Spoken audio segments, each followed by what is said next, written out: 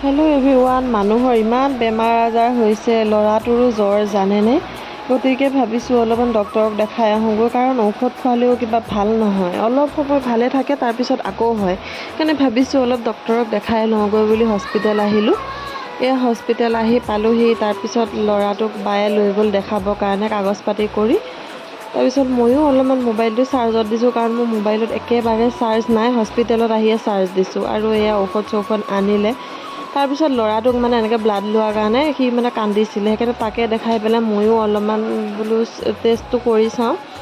সি তাক দেখাই আছোঁ, চোৱা যে মই নাকান্দোঁ, সেয়া তুমিহে কান্দা, সেনেকৈ কিবা কিবি কৈ তাক দেখাবলৈকে আকৌ ময়ো এটা পৰীক্ষা কৰিছোঁ।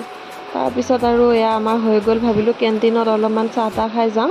আৰু কেণ্টিনৰ খুৰাজন যে ইমান ভাল, তাৰপিছত তেওঁ মোক এগিলাচ নেমু চৰ্বত বনাই দিছে আৰু ল'ৰাটোকো সেইটো মাজাটো দিছে, এনেই দিছে মৰমতে।